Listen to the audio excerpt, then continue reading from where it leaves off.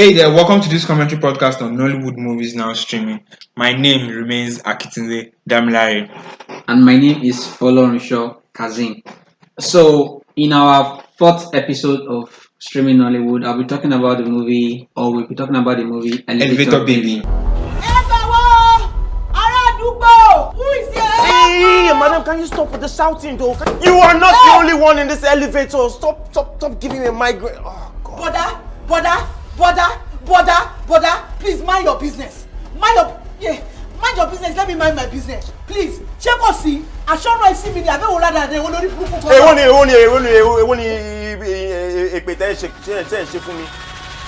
Elevator Baby is a straight up movie. There's no really much. It's not long. Yeah, it was a simple plot that just went straight to the point. It just went straight to the point. We have this guy that's blaming himself for his father's death. We have exchange of words between him and Tony in the elevator. It was very intense when they were exchanging words and all that. And they later became friends. Sometimes life will put you in a situation whereby you would have to be friends with your enemy. Yep. So they had to help each other out in that situation. Well, they were not enemies like that, but just people that you were not expecting to be. They had beef. I think that it's beef. Elevator beef.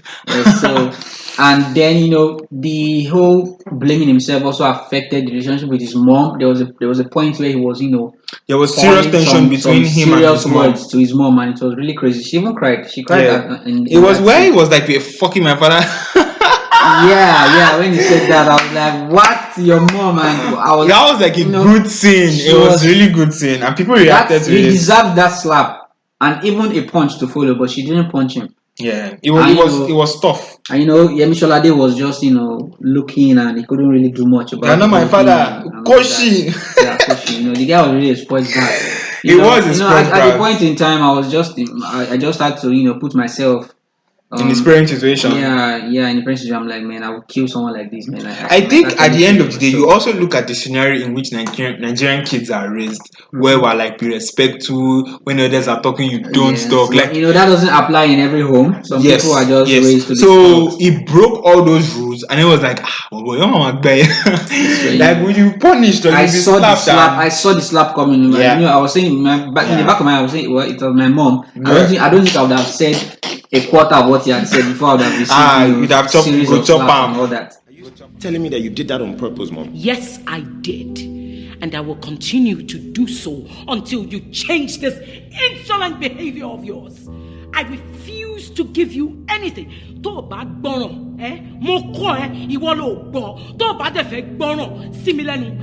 will not be a part of this bad behavior of yours. I will not give you 1 naira until you change and become the son I taught you better to be. Why are you nodding your head? No, you. Why are you nodding your head? Listen, you think I don't know that you're the one controlling her?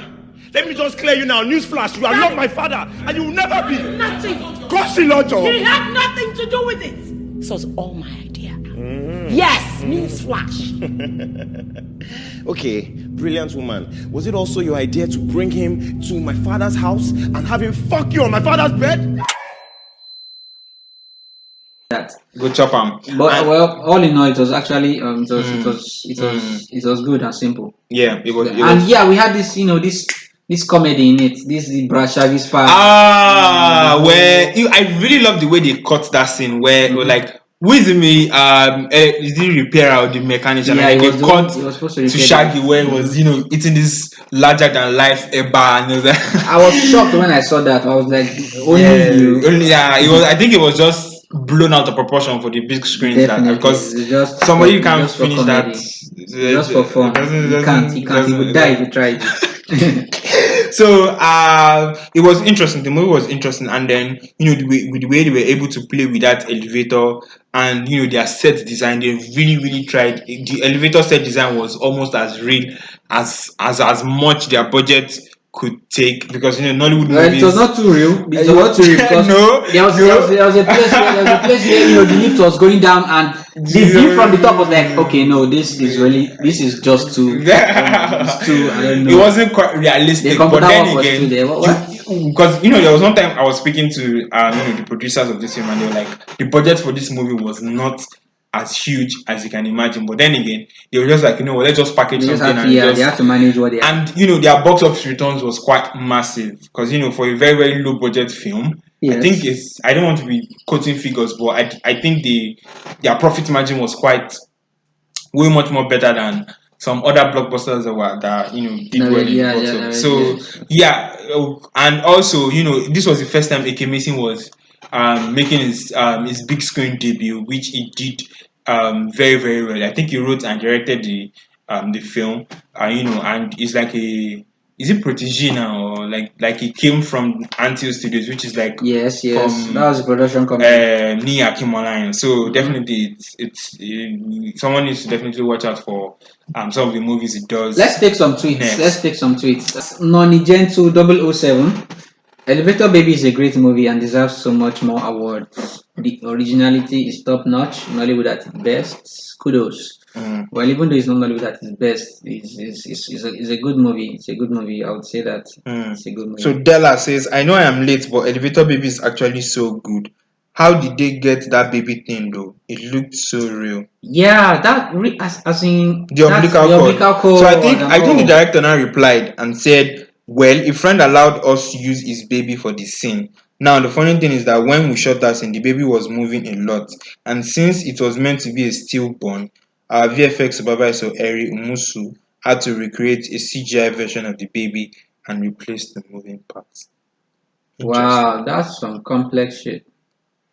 Okay, so another one from Bolu Tweets. Elevator Baby is so funny. Best Nollywood movie I've watched in a while. This person must really not be watching a lot of movies, though. But Elevator Baby is so funny. Wow. Yeah, it was funny. That Brashagi's part was, it was a comic relief. It was great. And then some Tony Abraham scenes. Yeah, Tony Abraham scenes in the elevator. Orobosa says, contrary to what it seems like at first glance, AK Mason's Elevator Baby is not just about a rich sport brat helping a less privileged woman have her baby in an elevator. It's much more deeper than that. I don't want to touch it. Now listen. I'm not putting my hand in this woman's vagina. No.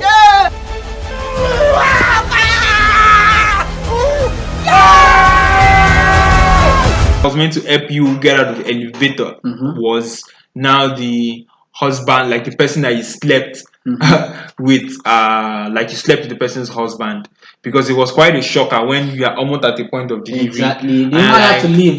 She was about to help. She was dazed, like I think they slapped somebody. She was even expecting her to even faint or fall or something. That would be so typical. Yeah, it would be so typical. Yeah. So they added a little bit of complex because. I don't know. Would that really happen in real life where you're about to deliver and the person, somebody is meant to save you, and you're now trying to use truth to push that person back, or maybe they were coming from the fact that she thinks she was going to die, and then she was like, I need to let go of this on my heart. So and another one is look at it from this angle that Toyin actually thought, okay, if I actually tell her this, she'll be angry, but she'll still at least want to help me because she has a good heart, so she can't just leave me here lying and all that. But she was shocked when she had to leave, and there was this emotional scene I think towards the ending where Toyin and Emako gave birth, and Timini was there. Yeah.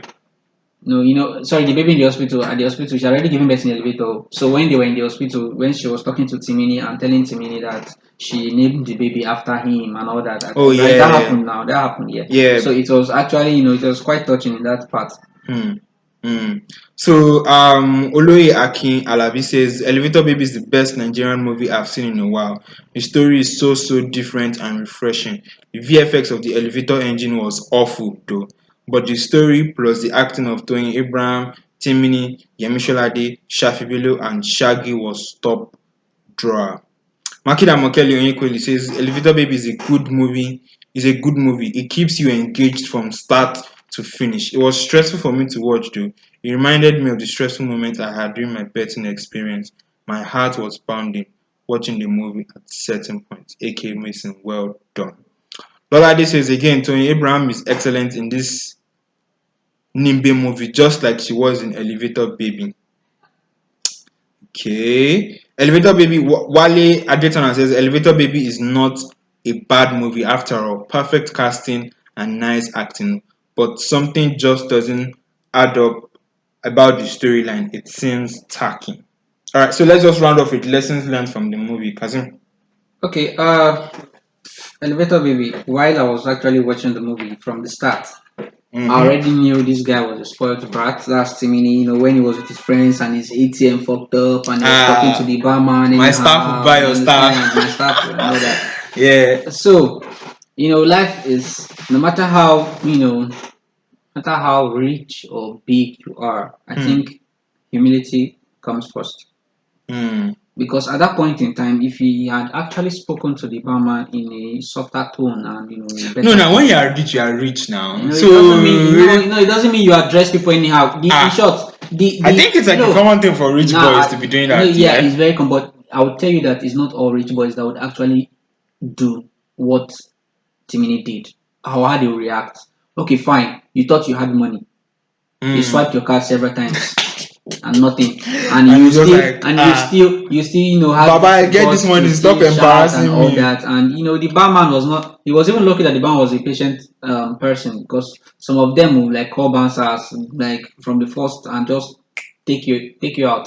So apart from that, humility. Okay, one. Then two, we can have some very very crazy situations that we find ourselves, like now being in the car with your dad and to have an accident and blaming yourself for that event. It took that blame too far. It was rooted deep in his heart, Self-blame, and yeah, self-blame, and it really affected his life moving forward. He was smoking, drinking, going out. He couldn't even handle a relationship. So yes, he couldn't True. handle the relationship. True. The relationship with his mom too was bad. The relationship with his stepdad was even worse. You get. So I think we should try to live freely, no matter how hard it can be, and not just put those things in our head, because it can actually affect our journey as we go. What other lesson can we learn, Damilare? So I think for me it would just be, in as much as you're a young person in this life, you should always just try as much as possible to not think too much about the deep shit that you're into, yeah, and also try to avoid situations where you are always loud and you're always like, oh, I have money, I have this, who are you, all that kind of stuff. So I just think that that's just it for me. So Martin says, okay, finally seen the movie Elevator Baby, Timini and Tony Abraham. All I can say is thank you for giving us this lifetime experience. God no go shame us. Thank you so much for listening to this podcast. See you guys in the next episode.